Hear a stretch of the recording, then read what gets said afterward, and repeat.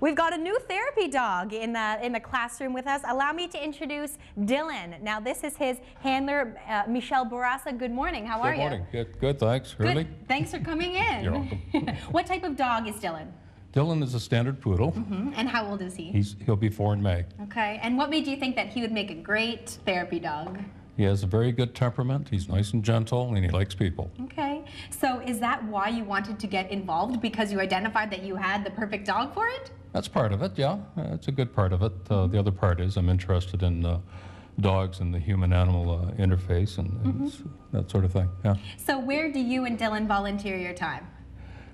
We go to the hospital, right? Right by your place? Yeah, we go to the Ottawa Hospital and we go to the rehabilitation center, and we go on Monday mornings. They have an outpatient clinic for people with ALS. And he would be the perfect height. He's a perfect height. Most of the people are in wheelchairs, so he can just bring his head over and yeah, and interact with the patients. It's quite good. Now, there are a number of people who are on a waiting list to become an Ottawa Therapy Dog, but what is the process like? How does it all begin? It begins with making contact, getting in contact with them through the website or through phone.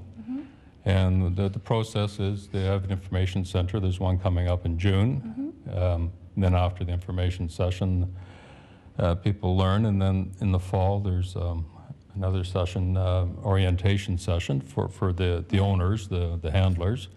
And then following that, there'll be a session where we're assessed as a team. What's the assessment like? Is that stressful? It can be stressful. It's fairly intense, and it's a bit more than just looking at a dog being in public. The Kennel Club has things like that. The Responsible Dog Owners of Canada also have something for people with pets that are good in public. Right. So now Ottawa Therapy Dogs visit over 80 different places around Ottawa, but there is a reason why they are here at Carleton University today. Allow me to introduce Michelle Davis. Now, you are the Vice President Internal of CSES. What does that stand for? The Carleton Student Engineering Society. Okay, so now why did you want to coordinate to have the Ottawa Therapy Dogs available for students who are, you know, under a bit of stress? Well, being a student myself, I can understand how stressful it can be with exams and whatnot. So bringing dogs in is a great stress reliever, just to be around and take a break for a while. So it's great. Okay, so now how did you make contact with Ottawa Therapy Dogs? How did you find out about them? Well, my predecessor, Rob, he did it last term, so I'm just kind of taking the ropes for him.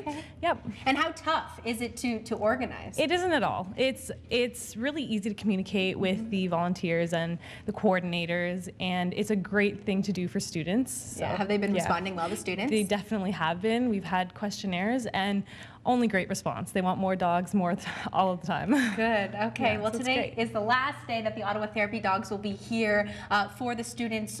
4 different therapy dog teams in 2 different classrooms around the campus. Congratulations, Michelle. Thank you. What a great endeavor. So now, if you head to the Ottawa Therapy Dogs website, you can look at all of the information. Now, as I mentioned, there are people who are waiting to become part of the program, but it obviously costs a lot of money. So if you are interested in funding or you'd like to contribute, you can learn how to do so on the website.